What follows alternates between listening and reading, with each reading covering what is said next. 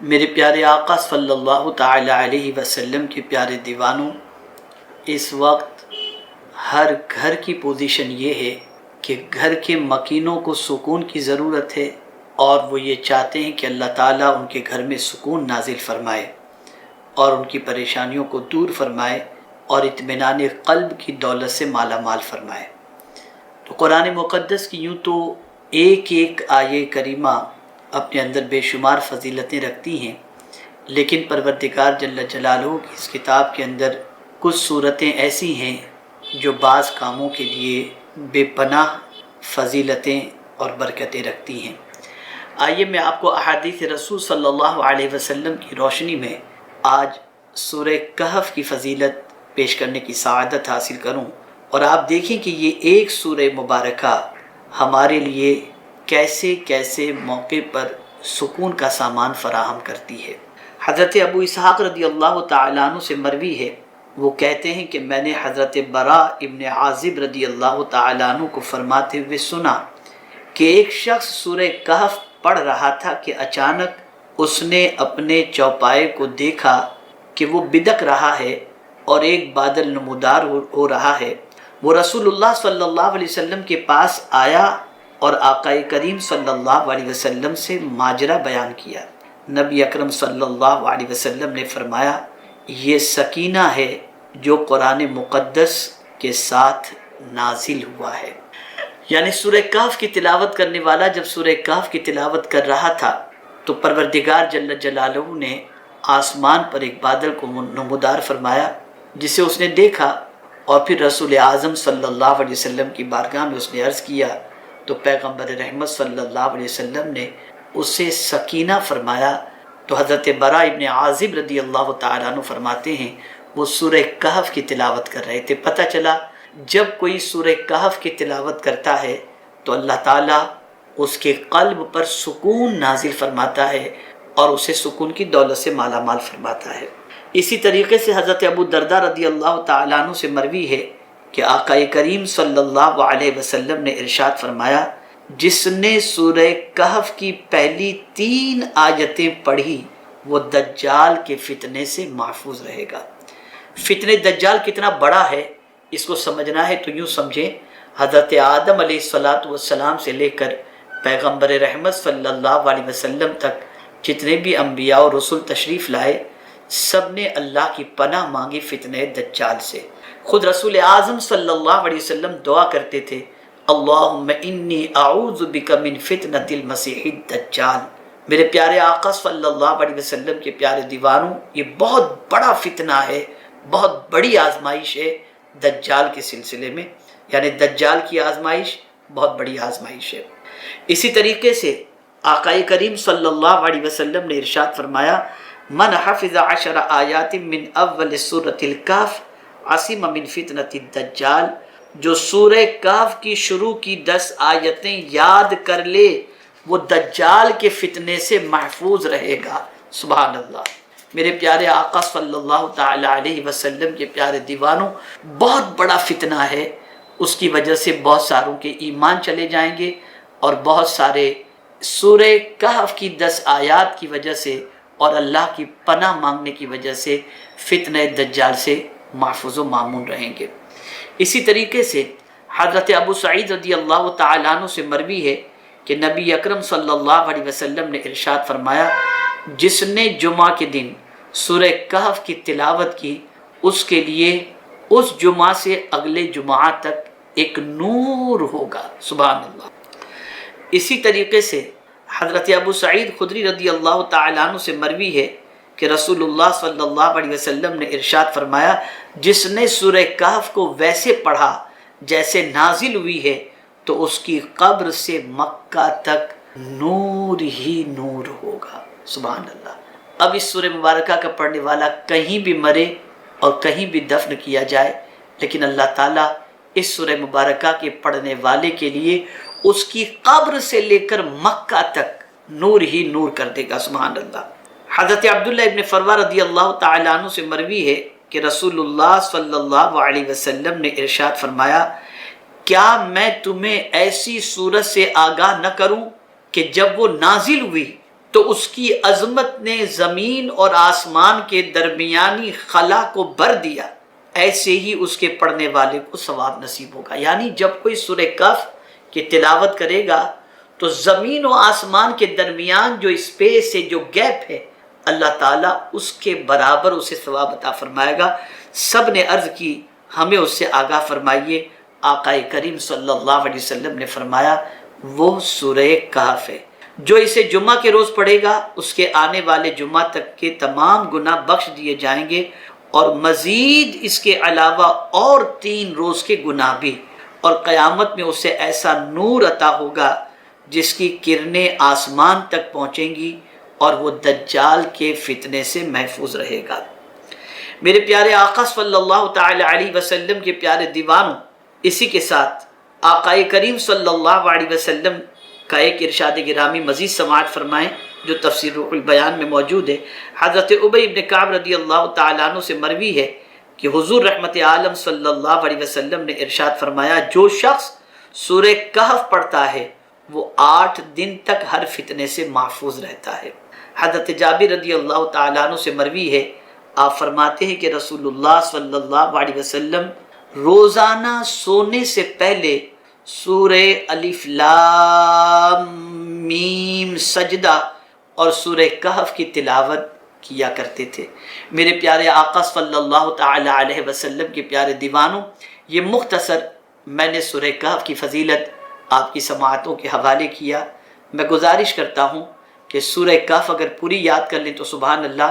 ورنہ کم از کم سورہ کہف کی ابتدائی 10 آیات کو حفظ کر لیں، انشاءاللہ دجال کے فتنے سے محفوظ رہیں گے۔ اور روز کوشش کریں کہ ہر جمعہ کو سورہ کہف کی تلاوت کریں، انشاءاللہ العظیم اس کی برکتیں صرف زمین کے اوپر نہیں بلکہ قبر میں جانے کے بعد بھی اس کی برکتیں نصیب ہوں گی۔ اللہ تعالیٰ پوری دنیا کے مسلمانوں کو توفیق عطا فرمائے کہ وہ یوم جمعہ کو، اور اگر اللہ توفیق دے تو روزانہ رات کو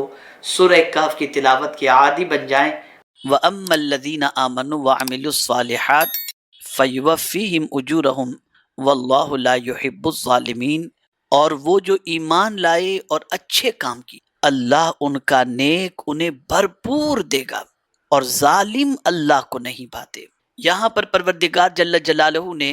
ایمان والوں کے ان کاموں کا تذکرہ فرمایا جو نیک عمل ہیں، عمل صالح ہیں۔ جب کوئی صاحب ایمان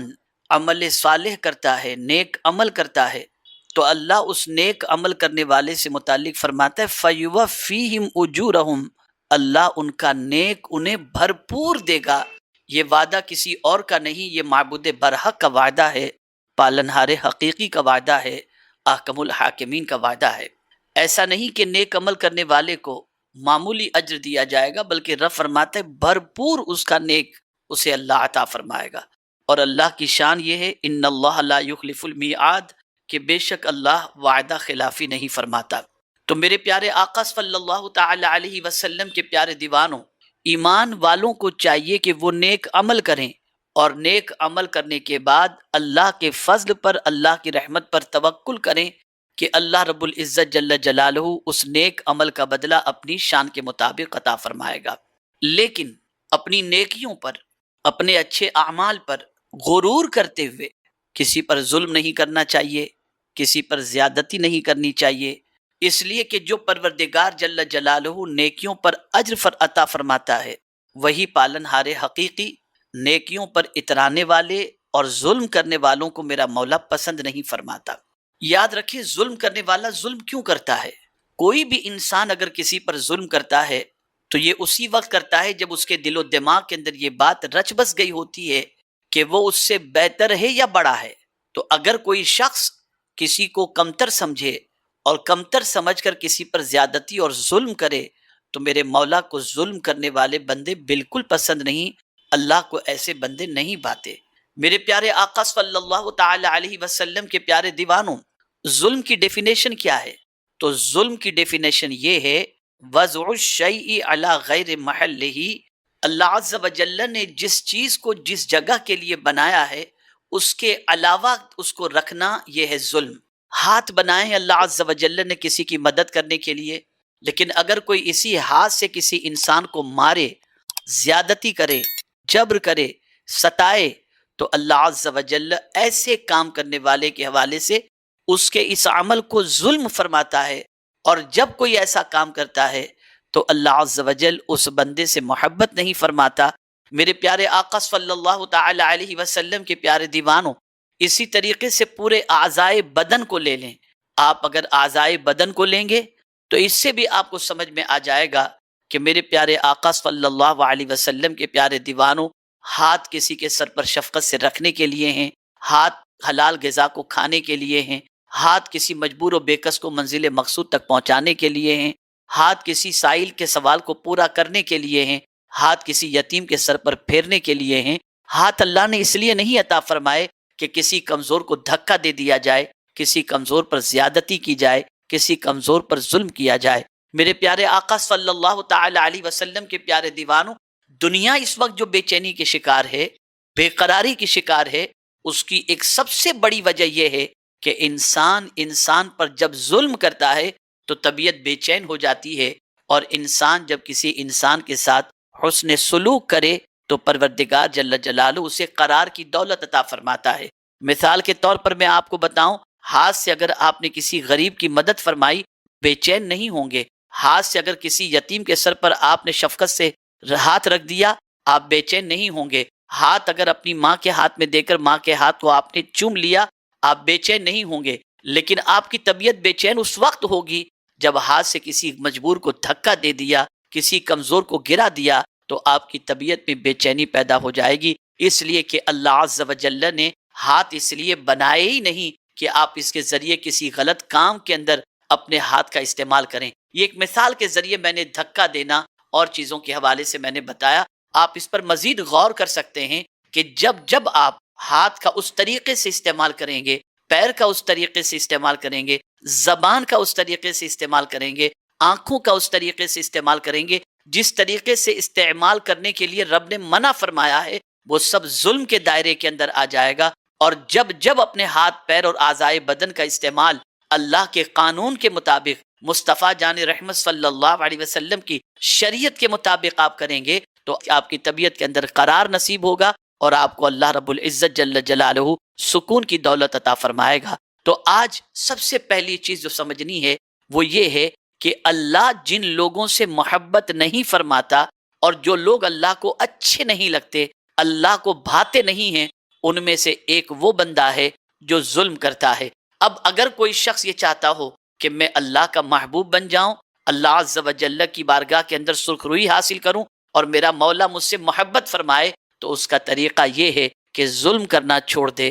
زیادتی کرنا چھوڑ دے، ستانا چھوڑ دے، زبان سے اذیت پہنچانا چھوڑ دے، آنکھوں سے اذیت پہنچانا چھوڑ دے، پیروں سے اذیت پہنچانا چھوڑ دے۔ انشاءاللہ العظیم میرے مولا کو ایسا بندہ ضرور پسند آئے گا، اور پروردگار جل جلالہ ظلم نہ کرنے والے بندے سے ضرور محبت فرمائے گا۔ اسی طریقے سے میرے پیارے آقا صلی اللہ تعالی علیہ وسلم کے پیارے دیوانوں، قرآن مقدس میں اگر آپ دیکھیں تو اللہ عز و جل دوسرے ایک ایسے بندے سے محبت نہیں فرماتا، اور نہ میرے مولا کو وہ بندہ پسند ہے جو بندہ خیانت کرنے والا ہو۔ جیسا کہ قرآن مقدس میں میرے کریم نے ارشاد فرمایا، وَلَا تُجَادِلْ عَنِ الَّذِينَ يَخْتَانُونَ أَنفُسَهُمْ إِنَّ اللَّهَ لَا يُحِبُّ مَنْ كَانَ خَوَّانًا أَثِيمًا۔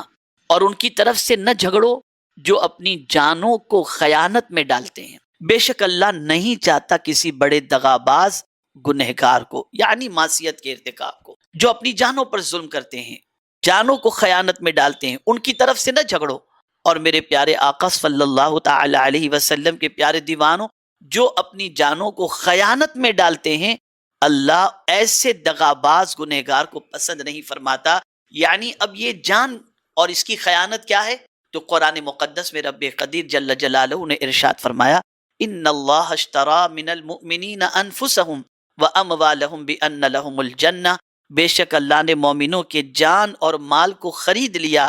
جنت کے بدلے میں۔ تو اب یہ مال اللہ کی امانت ہے اور جان بھی اللہ کی امانت ہے۔ اب جان کو بھی اللہ جیسا فرمائے ویسا خرچ کرو، اور مال کو بھی اللہ جیسا فرمائے ویسا خرچ کرو۔ اگر جان اور مال کو اللہ کے قانون کے مطابق خرچ نہیں کرتے تو گویا ہم اللہ کی امانت میں خیانت کر کے دغاباز بن جاتے ہیں، اور ایسے دغاباز سے اللہ محبت نہیں فرماتا۔ یہاں جو چیز سمجھ میں آئی وہ یہ ہے کہ ہمیں اس چیز کو ذہن میں رکھنا ہے کہ جان بھی اللہ کی امانت ہے اور مال بھی اللہ کی امانت ہے، اور یہ امانت اس اعتبار سے ہے کہ صاحب ایمان کے جان اور مال کو اللہ نے جنت کے بدلے میں خرید لیا ہے، اور پھر پروردگار جل جلالہ نے جان و مال کے استعمال کا طریقہ بتایا۔ اب اگر کوئی شخص جان اور مال کو اللہ کے بتائے ہوئے طریقے کے مطابق خرچ کرنے کی بجائے اپنی مرضی اور طبیعت کے مطابق خرچ کرتا ہے اور اس کے فرمان کے خلاف خرچ کرتا ہے، تو قرآن کی روشنی میں ایسا بندہ خائن ہے، دغاباز ہے، اور ایسے بندے سے اللہ عز و جل محبت نہیں فرماتا۔ آپ صحابہ کرام علیہم الرضوان کی زندگی پاک کا جائزہ لیں، آپ رسول اعظم صلی اللہ علیہ وسلم کی زندگی پاک کا جائزہ لیں، آپ تابعین کرام کی زندگی پاک کا جائزہ لیں، آپ اولیاء کاملین کی زندگی کا جائزہ لیں، تو آپ کو پتہ چلے گا کہ وہ اپنے وجود کا استعمال اور اپنے مال کا استعمال اللہ کے قانون کے مطابق کر کے اللہ عز و جل کے مقبول اور محبوب بندے بن گئے۔ بس اوقات ایسا ہوتا ہے انسان یہ تصور کرتا ہے اور اپنے ذہن کے اندر یہ بات بٹھاتا ہے کہ میں ایسا کروں گا تو ایسا ہوگا، گویا وہ اللہ عز و جل کے مال اور اللہ عز و جل کی عطا کردہ جان کے اندر اپنا تصرف کرنے کی کوشش اس طریقے سے کرتا ہے کہ قانون الہی کچھ کہہ رہا ہے اور بندے کی طبیعت کچھ کہہ رہی ہے، تو بندہ یہ سوچتا ہے کہ میری طبیعت جو کہہ رہی ہے اگر میں اس طریقے سے اپنے وجود کا استعمال کروں گا تو فائدہ ہوگا، اور اگر نہیں کروں گا تو نقصان ہوگا۔ اس طریقے سے وہ اللہ رب العزت جل جلالہ کے فرمان کا اور اس کی پسند کا خیال نہیں فرماتا۔ آپ سوچتے ہوں گے کہیں یہ گنجلک بات تو نہیں ہے، سمجھ میں نہیں آ رہی یہ بات، تو میں مثال کے ذریعے سمجھاؤں۔ میرے پیارے آقا صلی اللہ تعالی علیہ وسلم کے پیارے دیوانوں، رات دیر تک آپ جاگے اور جاگنے کے بعد آپ سوئے،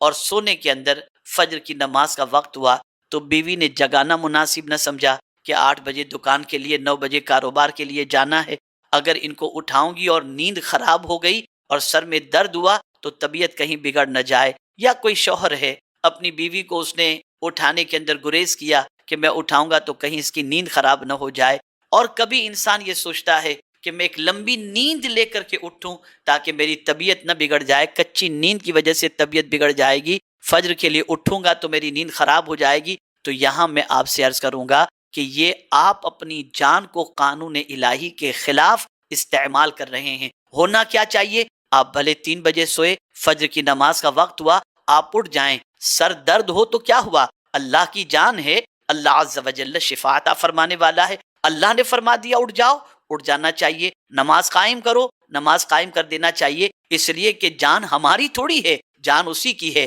مال ہمارا تھوڑی ہے، مال اسی کا ہے، ہم اس میں خیانت نہ کریں، اس کے قانون کے مطابق استعمال کریں۔ میں آپ کو بتاؤں میرے پیارے آقا صلی اللہ تعالی علیہ وسلم کے پیارے دیوانوں، کیا اس سے آپ کو سمجھ میں نہیں آتا کہ جان پر اس کا اختیار چلتا ہے، مال پر اس کا اختیار چلتا ہے؟ آج کووڈ-19 کی وجہ سے آج پوری دنیا کے انسانوں نے اس سے پہلے نہ جانے کیسے کیسے منصوبے بنائے، لیکن مولا نے چاہا کہ کسی کو نہیں دینا تو نہیں ملا، کسی کو دینا ہے تو مل گیا، تو قانون اسی کا چلا۔ بہت ساروں نے منصوبے بنائے ہوں گے، لیکن ان کے منصوبوں کے پورے ہونے سے پہلے موت جب آئی وہ اس دنیا سے چلے گئے۔ نہ جانے کتنے جوان چلے گئے، نہ جانے کتنے انسان چلے گئے، کسی انسان کا اپنی جان پر کنٹرول نہ چل سکا۔ مولا موت کے دروازے سے گزار کر اپنے بندوں کو یہ پیغام دیتا ہے، میں تمہاری جان کا مالک ہوں، میں تمہارے مال کا مالک ہوں، جب چاہوں چھین لوں، جب چاہوں عطا کر دوں۔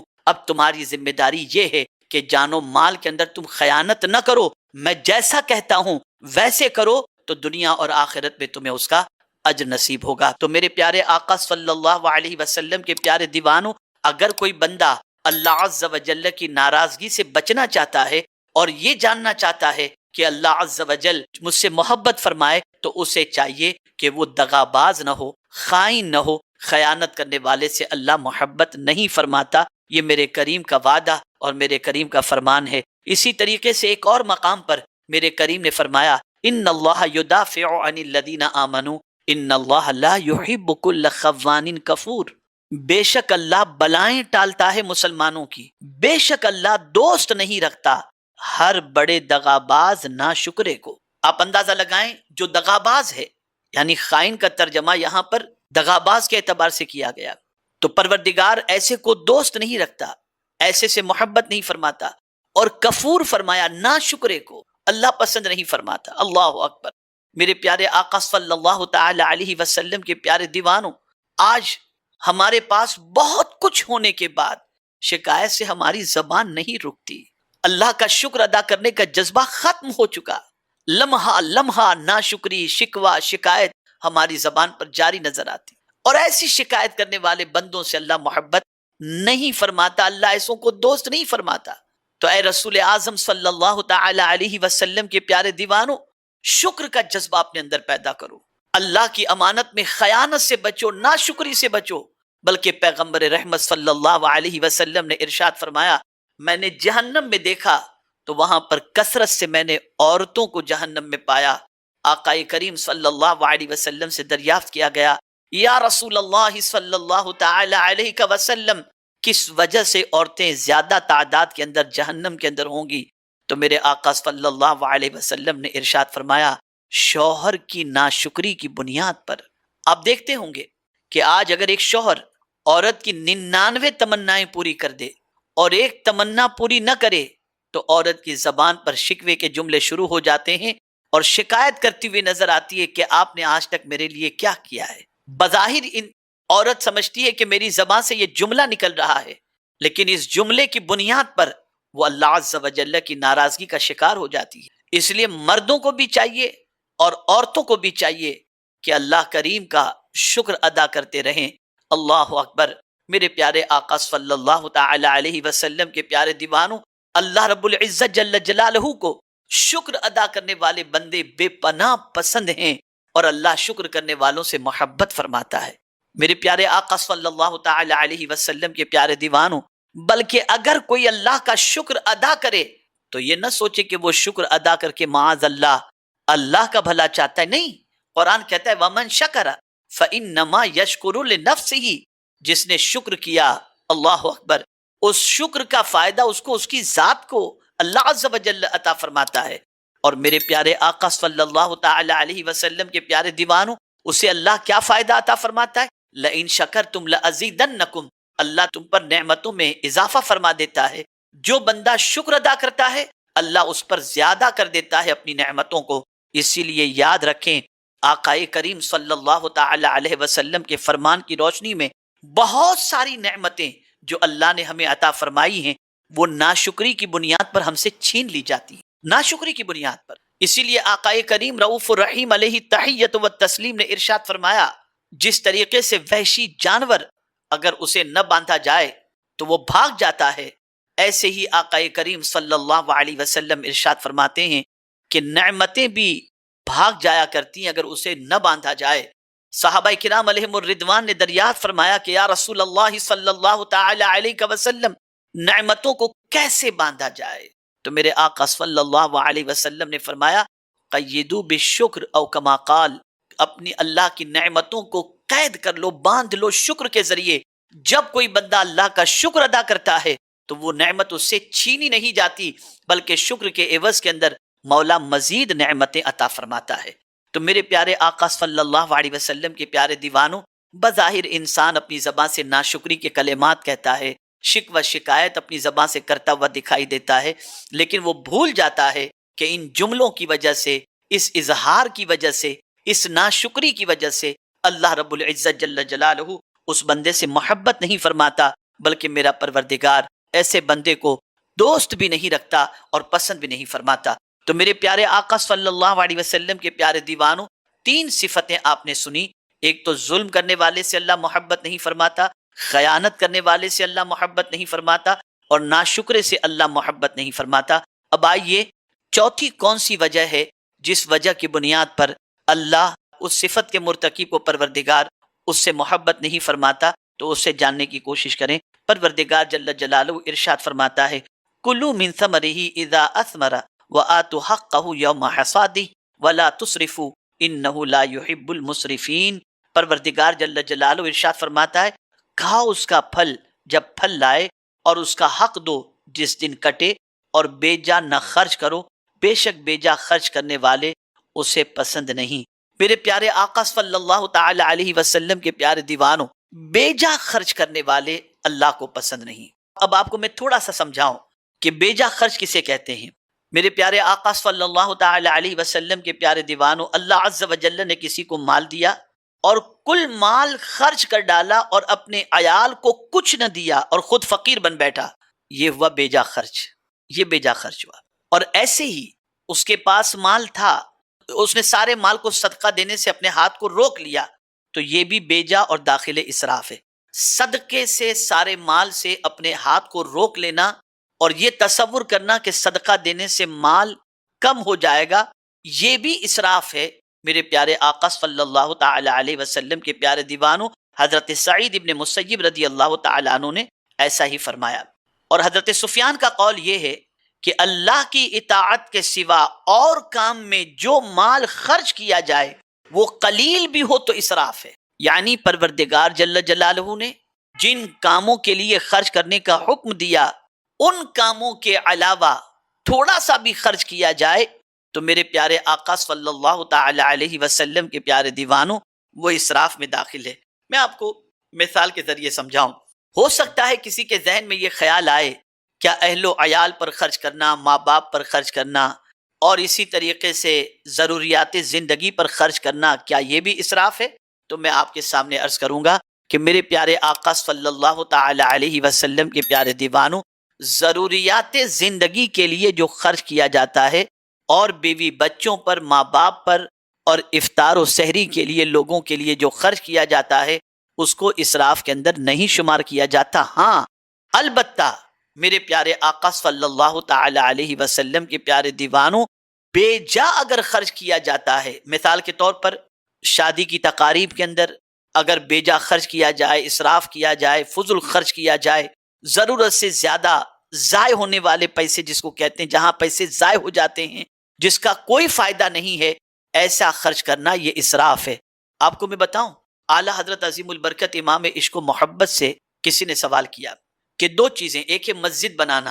اور ایک ہے نکاح میں خرچ کرنا۔ اگر کوئی شخص یہ سوچے کہ نکاح کے لیے میں اپنے پیسے کو رکھ لوں اور مسجد بنانے کے لیے میں اپنی رقم کو استعمال نہ کروں، تو اس کے سلسلے میں شریعت کا کیا حکم ہے؟ اسے مسجد بنانا چاہیے یا نکاح میں خرچ کرنا چاہیے؟ تو تلخیص کے اندر جو فتاوی رضویہ شریف کی ہے، اس کے اندر اعلیٰ حضرت عظیم البرکت نے اس کے حوالے سے بڑی پیاری بات فرمائی۔ اعلیٰ حضرت علیہ رحمت و رضوان فرماتے ہیں کہ نکاح میں بے جا رسومات کو اور فضول خرچی کو انسان نے لازم قرار دیا ہے۔ حالانکہ نکاح جو سادگی سے ہوتا ہے، اللہ کے رسول صلی اللہ علیہ وسلم اس کے لیے برکت کے بارے میں فرماتے ہیں، بلکہ میرے آقا صلی اللہ علیہ وسلم نے فرمایا جس نکاح میں کم خرچ ہو اللہ تعالیٰ اس میں برکتیں عطا فرماتا ہے۔ تو اعلیٰ حضرت عظیم البرکت امام عشق و محبت فرماتے ہیں نکاح میں اتنا کوئی زیادہ خرچ ہونے والا نہیں ہوتا کہ جس کی وجہ سے مسجد کا کام روک دیا جائے۔